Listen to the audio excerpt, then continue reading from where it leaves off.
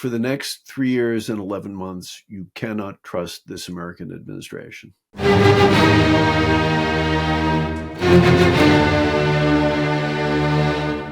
Welcome to Shield of the Republic. I'm Eric Edelman, and I am joined by my colleague, Eliot Cohen, who is my partner in this enterprise. And this is an emergency episode of Shield of the Republic being taped shortly after the meltdown in the Oval Office between President Donald J. Trump and visiting President Volodymyr Zelensky of Ukraine. Eliot, to me, that was one of the low points of American statecraft in a very long time. I can't remember a moment lower than this. Can you think of one? No, I mean, look, you and I are a pair of American patriots, and it is a terrible feeling to feel deeply ashamed of one's country, which is where I am now. I mean, it is shameful. You know, the idea that we're on the wrong side, that we're siding with, evil predatory tyrants, and that, not only are we siding with them. I mean, we've cut deals with actually Russian tyrants before, although in a better cause. But this the egregious behavior to this courageous man who's been leading his country through, a crucible that nobody in that room could possibly imagine. It makes you ill. I mean, it makes you ill and ashamed, and feeling, sullied, even though you and I obviously didn't have anything to do with it. And I mean, you and I should talk. I mean, my tendency is to think that this was something of a setup, probably by Vance. Is that your view too? It was absolutely a setup. I think, I don't know whether it was concerted with the president beforehand or whether Vance was knowing the buttons to push with Trump, decided to resolve whatever lingering interagency differences there might be among, Rubio and Waltz and Vance and others in the administration. But it was calculated. And I'm appalled that people like Lindsey Graham and others are saying, "Oh, Zelensky, rose to the bait. He shouldn't have done that. Or this was somehow his fault." This was a kind of calculated ambush. Again, I don't know whether Trump was in on it from the get-go or whether Vance did it, as I said, to for his own policy reasons.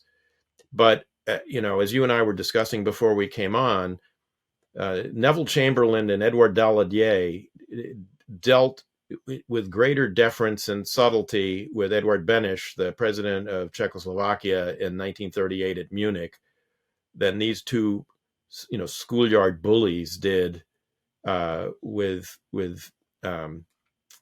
Zelensky, and with Mike Waltz and Marco Rubio, supposedly tough guys, about Russia, looking on. Not only that, piling on, after the fact, Rubio tweeting out, "Thank you, Mr. President, for standing up for America first in the Oval Office." He's also made the point in responding to some of the criticism about the meeting in Riyadh, where Ukraine was excluded, by saying that, well, Zelensky's just not very grateful for everything that's been done for him. Even Joe Biden was angry at him for not being grateful. You and I, on this very podcast, have spent a lot of time criticizing Biden for having been lacking in strategic empathy for a guy who was fighting for his life and for the life of his country. And yet this is where we are now, that people are making these pathetic excuses that somehow this is the fault of the guy who's trying to stop a predatory, aggressive power from stealing his country. Yeah. Well, I think, it's even worse for the Rubios and the Waltzes and the Grahams, people who knew better, people who claim to have some principles. I couldn't bear to be in the same room with them. I mean, really, the people have so completely compromised their integrity. They're contemptible human beings, just contemptible human beings. But I think, I mean, Shield of the Republic, we vent, but we also there's only so much of that we can and should do. I think it's also our job here to be analytic, to talk about what does this mean, what are the implications. If I could open it up just with one observation, one interpretation of the Trump administration is, well, they're sort of isolationist. That's a long strand in American history. The current manifestation, well funded by the Koch brothers, is restraint. And I thought I would, just for the benefit of our listeners, I wanted to quote a very famous couple of lines from John Quincy Adams' July 4th, 1821 Independence Day address. Now, this is the one where he famously says that the United States goes not abroad in search of monsters to destroy. And that's supposed to illuminate what a restrained foreign policy, if not indeed a neo-isolationist foreign policy, is like. But what people miss is the preceding sentence, in which he says there will be, and I quote, contests between inveterate power and emerging right. And then he says, wherever the standard of freedom and independence has been or shall be unfurled, there will America's heart, her benedictions, and her prayers be. She is the well-wisher to the freedom and independence of all. She's the champion and vindicator only of her own. I mean, the point is that John Quincy Adams fully understood that the United States had to be an advocate for freedom. Now, what he's saying is, we may not fight for it in other places. Fine, we can argue about that. And of course, he was saying that at a particular time. But there's no question in his mind that the American view of the world had to be shaped by some very, very fundamental values. In that respect, this administration is a break. It's an even bigger break than the much more sophisticated, nuanced, and in some ways limited break that you had under Nixon, sort of Nixon-Kissinger, where we also, we threw an ally under the bus, South Vietnam, although, we gave them a lot more running room than we're giving Ukraine.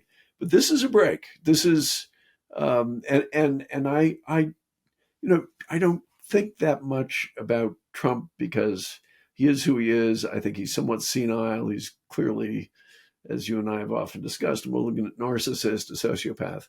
I think what's very dark here is the role of J.D. Vance. I think you're absolutely right. He set this up. And I think he wants to take the country to a very dark place. And it's revealed, including in his affinity for people who believe in things that approach monarchy or dictatorship. So I think he's a very, very dangerous man. And I hope Americans wake up to that. I couldn't agree more. I mean, one more vent before we, get to the analysis. Analytic. And I'll try and make it a segue into analysis anyway. When people like Senator Lindsey Graham say, "Oh, this is Zelensky's fault. He rose to the bait, and got into a debate or a fight with Trump in the Oval, and he shouldn't have done that." I mean, if you watch the video, it would have been impossible for him to do anything other than what he did. Moreover, the people who are now saying, like Lindsey Graham, that, the U.S.-Ukraine relationship, irreparably torn, can only be solved by Zelensky stepping on, they are objectively pro-Putin. They are objectively hewing to the Kremlin line. And that is, in fact, what Dmitry Medvedev is already saying, on Telegram and other, Russian outlets. This is they are objectively pro-Putin. I don't care what Lindsey Graham says about how pro-Ukraine he is. He objectively now has signed himself up and aligned himself with Putin. Yeah, as have all the other Trump apologists. I'm right. But okay, let's talk about what happens for here. One thing. By the way, just to go back for 1 second, I totally agree with your assessment of J.D. Vance and what a dark character he is. Yeah. And he is channeling some of the grossest, anti-Ukraine, pro-Putin propaganda that people like David Sachs, in Silicon Valley and others have been pumping into the internet and poisoning the sort of discourse in the United States, by repeating essentially Russian disinformation. It's a very dark form of authoritarianism, but obviously extends beyond that. I think, I mean, at some point, the psychohistorians will explore, what made him tick. But let's talk about Zelensky. One thing that's of course was very striking is when Trump was going on about, he hasn't had an election in a number of years and he's a dictator. There was a resolution, which of course they ignored, and Trump probably doesn't even know about, in the Ukrainian parliament, which was virtually unanimous, saying, no, he really is our president. And we do have a law that says we're not going to have elections during wartime, for actually quite understandable reasons. And you were saying before we got on the air that it's not clear that this will make him any less popular in Ukraine. I'm not sure it will, because the truth of the matter is that although some of this is personal with Zelensky, some of this has to do with Trump's affinity. Most of it has to do with Trump's affinity for Russia, his desire to cut deals. And I think, if it was, the mayor of Kiev who was in that room, I don't think he would have been treated any better. I mean, may have been a little bit more afraid of him because he's a big guy and former boxer and could probably flatten all of them. But it wouldn't be any different. So I think there's that. And I think it's also important, for us to remember that Ukraine is doing, in certain respects, it's doing much better than people think. I mean, the Ukrainian defense industry has taken off. It's being fed a lot of money by the Europeans. Hopefully, it'll be fed a lot more. Technologically, they're actually doing quite well against the Russians, who, by the way, are not doing very well at all. So this is not the end for Ukraine. I mean, this is going to make things harder, unquestionably, and it makes you and me and others like us sick to our stomachs. But I don't think it's literally. Quite literally. Would you agree with that assessment? I agree totally. I don't know exactly how it will play in Ukraine. As you say, he did get a bump actually in the polls from Trump calling him a dictator. All of his, prospective opponents in the election came out and said, yeah, we're under martial law. We can't have an election in those circumstances. While half the country or 20% of the country is occupied and couldn't participate. I think there were also a lot of reservations about this mineral deal he was going to sign under duress. It was not the kind of deal he initially proposed, which was meant to be a kind of collateralization of future U.S. support. It was supposed to have some kind of security guarantees attached to it. Obviously, none of that was happening. This was all coming from, this was all going to be forward-looking. Trump has turned it into no, you have to pay us back for all the assistance we gave you before. And he's talked about $300 billion. He reiterated that number. I think he said $350 billion in U.S. aid to Ukraine. Now, we all know that number is not the real number. So where did that number come from? How did that lodge in Trump's brain is an interesting question. There's reporting in the Ukrainian press that suggests that this came ultimately from Kirill Dmitriev, who was the head of the Russian Sovereign Wealth Fund, U.S. educated, very smooth, went to Stanford, Harvard Business School, worked at Goldman Sachs, speaks pretty good English. So, of course, stupid Americans think that anyone else who's a foreigner who speaks English must be smart. That's one of the defects of, sort of amateur. And a good guy. Yeah, amateur diplomacy. Right. Steve Witkoff, who is the negotiator, I think got that number from Dmitriev, who told him that's the opportunity cost, that you could have had all this business in Russia that you gave up to support Ukraine, and that was fed back into Trump, whose brain it's lodged in, and that became the kind of occasion for all of this demanding of repayment for $300 billion in assistance. So I mean, I think this is, I think maybe going to go down pretty positively for Zelensky in Ukraine. That in the end of the day, he didn't sign this agreement. Let's talk about. I mean, the Ukrainians will fight on because this is really about life. I Right, mean, survival, it's survival. existential. And by the way, people say, well, you should have been nicer. If you were in the room sitting next to somebody and they're talking about the guy who raped your daughter, and they're saying to you, well, he's actually a really pretty good guy. See how many of them could have been restrained. I think that the big question is, I think the Europeans are finally waking up or woken up, and I think this sort of seals it. I mean, there was the Hexeth speech that was rough, but it wasn't totally out of the norm. As I said, it was kind of Bob Gates with bad manners at a certain level. The Vance speech definitely shook them up. This has to convince them, if anything, is that you cannot trust the United States under the Trump administration. And they will be absolutely right to think that. Now, the question is, can they mobilize the resources and the power to sustain Ukraine throughout that? And I don't know. I mean, I think that it is striking that Ukraine has this big defense industry, which is they are pumping money into, which is doing well. There's been a lot of stuff that's been happening quite quietly, particularly with the Nordics, the Brits, and some of the others. There've been interesting moves. One thing that I thought was really interesting is Tayyip Erdogan said, "Yeah, we're willing to put Turkish troops into Ukraine." Which, I mean, I know as part of a peacekeeping operation. I know you're not the biggest fan of Tayyip Erdogan, but the truth of the matter is, Turkish troops in opposite Crimea, I think would be a good thing. I mean, because like the Poles, they're willing to kill Russians.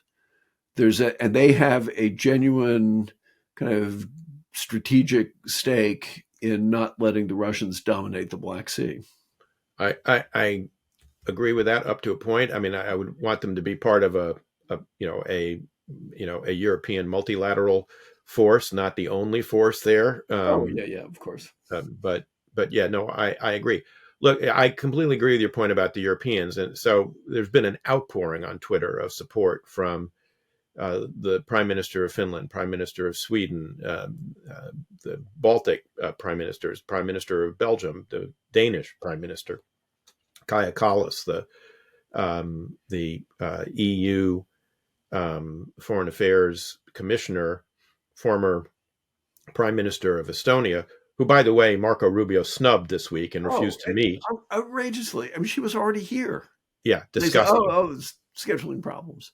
Disgusting, short-sighted, bad, not only bad manners, bad diplomacy. I mean, it was a lie. I mean, all nonsense. So yes, so that in the first instance, that is, a good thing. As you say, the question is, how will they translate that into real support, and what can they do? And here I'm a little worried that, this is going to get caught up in this debate that the German election and the victory of Chancellor to be Merz has kicked off about how will Europe pump up its own defense, and in particular, are they going to create a bank like the European Bank for Reconstruction and Development that they set up after the fall of the Berlin Wall to help rebuild the former Soviet bloc countries of the Warsaw Pact that were becoming members of the EU? Will they create something like the EBRD for defense? Or will they create some other special purpose vehicle to fund defense with concessionary loans, et cetera, et cetera? They don't have time for this, in my view. I mean, that's fine to have that discussion and go ahead and do it. But the Ukraine piece of this is going to have to be on a much faster timeline, not the sort of very sedate Euro bureaucratic timeline that work in Brussels sometimes can take on. So, Eric, let me ask you this question: if you were talking candidly to American allies now, and they were to ask you, does this mean we should get nuclear weapons? What would you say? Well, I did have a talk with actually a mutual friend of ours who comes from a allied nation, who I won't name and won't specify. He may have reached out to you. Um, and I basically said he had given a presentation about his country's relationship with the United States, and then the fourth part of it, four-part presentation was, what's happening here. And I told him, your presentation, and he put it in terms of, well, it's not clear which direction the Trump administration is going to go. There are these isolationist, strands, but on the other hand, there's also, they want to contain China, and there are these more hawkish elements, and the Republican Party in the Congress is a bit more traditional, blah, blah, blah. And I said, this is all very nice, but, way too optimistic, and that this is going to be very bad 4 years, that you guys are going to have to think about going, what I suggested was not nuclear weapons. I don't think we're there yet, although that is clearly, I think, a long-term issue. And we should not forget that Sweden had a nuclear weapons program until the 1970s. Yeah. Germany was debating and is now talking about nuclear sharing in NATO again, as it did in the late 50s and early 1960s. Debate in South Korea is very real. Australia had a nuclear weapons program until the 1970s. There is a quiet debate in Poland right now. Yeah, and that's going to continue. My recommendation to people is continue to try and preserve as much as you can of your connection with the United States that goes on through more formal bureaucratic channels that have not yet been disrupted and may not get disrupted by all the churn, at the top, while also working as closely with other allies as you can, on the assumption that the United States might not be there when you need them, and that you have to be able to defend yourselves.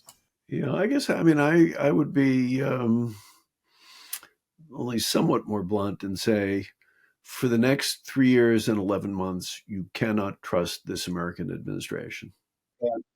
Yeah. In a fundamental way, that no matter what their treaty commitments are, no matter what they tell you, even if you get it directly from the president, you cannot be sure that they're not lying to you, or they won't sort of turn on a dime and align with the bad guys. And, there's a follow-on question for that, which is, will we ever recover from this? That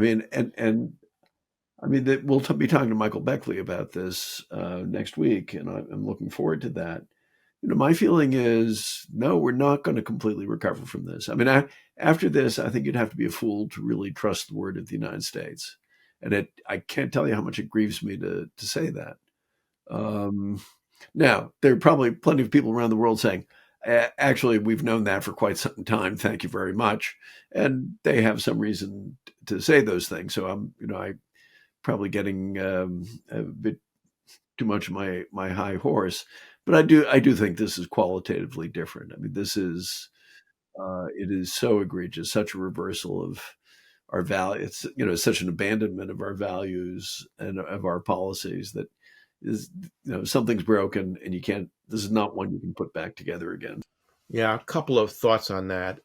One, I think this is now going to be a huge test for the American people, who, by and large, don't pay much attention to foreign affairs, as our Bulwark colleague, JVL, always points out. This is not this is not something people spend a lot of time worrying about. But this is really going to be a test, because we've changed sides, essentially. And you were quoting David Frum before we came on, and you might want to repeat what David said about this. But I don't think, I could be wrong. I could be misjudging the American public. I've misjudged the public before. I've been wrong about a lot of election results in the last decade. It staggers me still that Donald Trump won the popular vote. I thought he might win the election. It never occurred to me he would actually win the popular vote. So I could be wrong about this, but I think this is going to stick in their craw. I I don't think this bullying of someone who, manifestly has thanked the United States in front of the entire United States Congress Repeatedly. repeatedly, that somehow he's the villain here, and these objectively pro-Putin people are, not the sponsors of this moment, and lining themselves up essentially with evil. I also think that they believe that, or some of them are persuading themselves that this is really a very sophisticated, Yeah. Bismarckian or Metternickian move, that this is like, as some of them have described it, the reverse Kissinger. We're going to pull Russia away from its embrace of China. And there's a terrific leader in The Economist that just went up a day or so ago, which points out the folly of thinking this is a strategy, or B, that it has remotely much chance of success. Yeah. Well, and whatever these guys are, miniature Metternichs and, wannabe Talleyrand's, they're most definitely not. The David Frum piece that you mentioned was a very short piece that just dropped. At least it's called "At Least Now We Know the Truth." It's David Frum, and the last paragraph I found very powerful. The good and great America that once inspired global admiration, that good and great America still lives, but it no longer commands a consensus above party. The pro-Trump party exposed its face to the world in the Oval Office today. Nobody who saw that face will ever forget the grotesque sight. Couldn't agree more. Yeah, I think that's true. What does this mean for people like you and me? I mean, we just rage for 4 years. Well, as we've said before on this podcast, keeping one's balance, in this time is going to be very, very difficult. I think a lot of people have been trying not to respond to the outrage. I think today actually did break something. I mean, I'm not sure about your phone. My phone just blew up. And it blew up with a lot of former officials, going, what the fuck? I mean,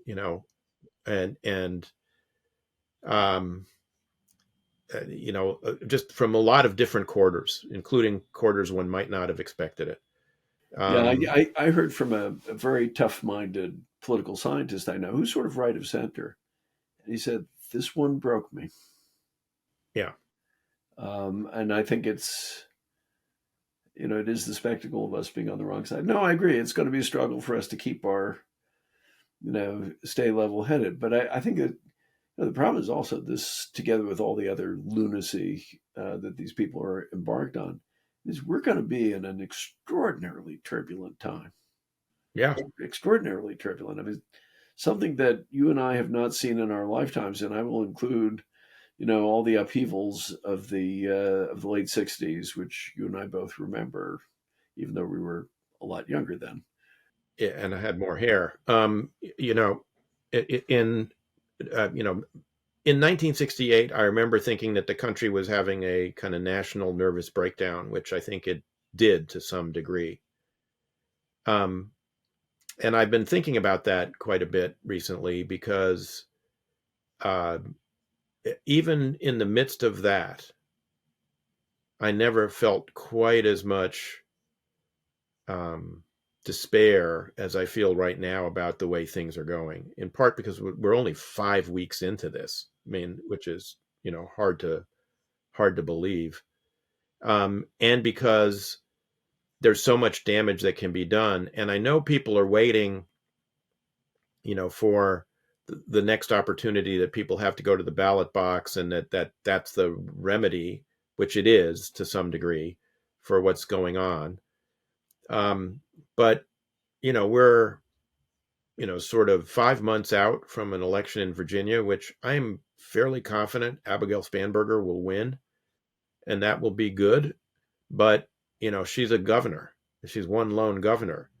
And, even if Mikey Sherrill, who is sort of her, analog in New Jersey, wins, that's just 2 governors, and it'll be another year before the Democrats have a chance to take at least one of the houses of Congress back, I'm just not sure how much damage can actually be sustained by the country over that time. I mean, I really worry that we're going to see violence. I mean, Oh, I think we will. you've seen the assassination attempt, the assassination of a healthcare executive, and the attempt on another healthcare executive's life. I'm fearful that we're going to see more of this. Look, I am too. I mean, I just think of all the federal employees who've been sacked, and and have been sacked in a particularly cruel and egregious way. And some of those people will go off their heads and probably begin gunning for the people who did it, and then you're off to the races. I think for myself, they're also being recruited, by the way, according to the intelligence community, by Russian and Chinese intelligence. That's another. Well, of course. I mean, I'm sure we took advantage of unhappiness about the invasion of Ukraine, and now they're doing the same to us. For me, I mean, you and I are at the end of our careers in many ways, but for me, the most important thing I think is that it's really important to use clear language about this and to call evil evil. And I think particularly for those of us who are in Washington, I mean, I'm sure I know, we both know the kinds of people who will say, well, you've got to talk to them, and, you want to sort of keep your lines open to the administration and, more talk to the reasonable people. And I think, and in general, there's always a kind of subtle pressure to talk in very neutral, policy-oriented terms. And while there's some role for that, I think this is really a time that requires some lucidity. And, Václav Havel, in actually much worse times, let's face it, than we're experiencing, said, live in truth. And I think that's what we got to do. And, really be very forceful in depicting the truth and not accommodating ourselves to these people. I mean, it's a hard thing for those of us who live in these circles where you're going to be seeing these people. I don't want to be in the same room with them. Yeah, I hear you. I mean, my own personal view of this is anybody who calls me and asks for advice, I'm happy to give it, but I'm certainly not seeking anybody out to try and help them or advise them or flatter myself that if I, whisper the right thing in the right person's ear, it's going to have much of an impact. It'll have no effect. Well, frankly, it won't have much effect because you can already see that this is such a personalized regime. And I've been U.S. ambassador to one of those, so I know how that works. Yeah. The only voice that matters ultimately is, the president in this instance. And we've already seen him, release a video this week. Did you see that video of the Trump Gaza video? Oh, yeah. The AI generated Trump Gaza video with the gold statue of Trump in the middle of Gaza City. The thing is, look, even the halfway reasonable people in the administration, or people we would normally think of as halfway reasonable, first they had to compromise themselves in order to come on board because they had to say things which they had to know were not true about the 2020 election and about January 6th. But they're working for morally corrupt people. I mean, all of them, every last one of them, morally corrupt. You can't do that and keep your soul. And honestly, you can't do that and hope to do good. You really can't. I mean, it's the argument of the Vichy bureaucrat. Said, well, maybe I can do some good. No, you can't. All you can do is you can make things worse. That's all. So let me ask you this. You and I think, have had a slight disagreement about whether Trump might consider running for a third term in 28. You think he's trolling when he says that?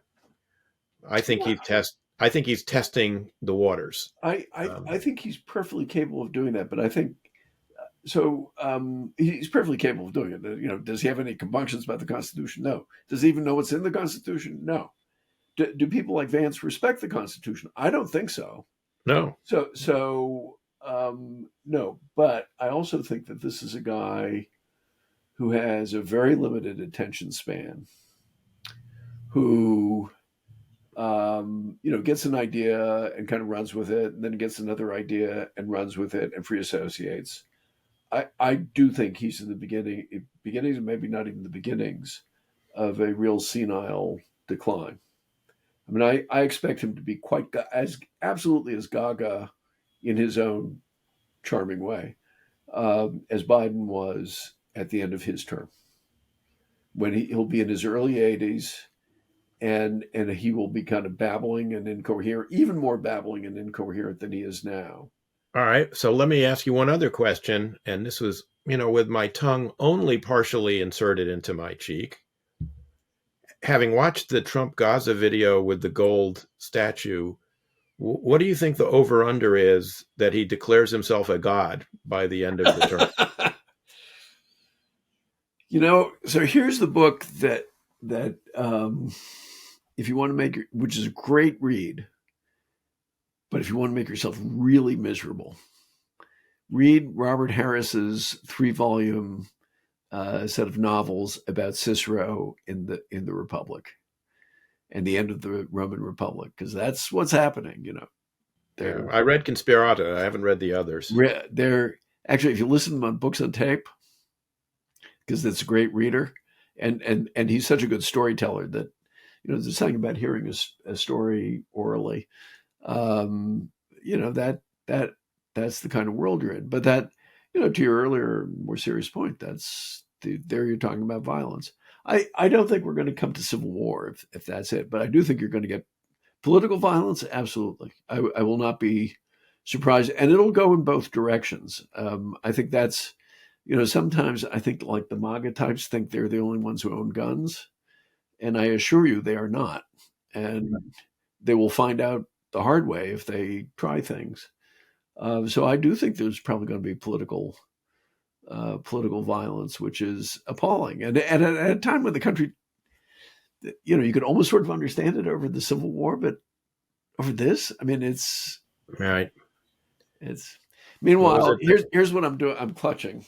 So what was that Marx said about all history happens twice. The first time is tragedy. The second time is farce. Yeah. So this is my mug. And if you're on, those of us who are seeing us on YouTube should be able to read it. It says, "Freedom is in peril. Defend it with all your might." So this is, everybody's familiar with the "Keep Calm and Carry On" posters. So actually that was one of 3 posters that the British printed up during World War II, but that they never actually distributed. So "Keep Calm and Carry On" was not seen during World War II. These 3 posters, there's that one, there's this one, "Freedom is in peril, defend with all your might." And then I think the other one says, "Your courage, your cheerfulness, your resolution will bring us victory." They were only supposed to be put up in the event of an invasion. That's where "Keep Calm and Carry On" was going to be. You were going to see that when the Germans invaded, or this one. So I'm keeping this mug out because I think it's time to put up the posters. All right. Well, I think that's where we'll leave it for this emergency edition of Shield of the Republic. Eliot, thanks for joining on short notice. Thanks for sharing, my moment of hate that we were able to indulge in. We'll always have our hate together, And look forward to seeing you on Monday with Michael Beckley. And I don't know if you've got Alex Vindman's book yet. You should have it shortly. I just got it today, and I think we're going to try and have Alex on soonish. Good.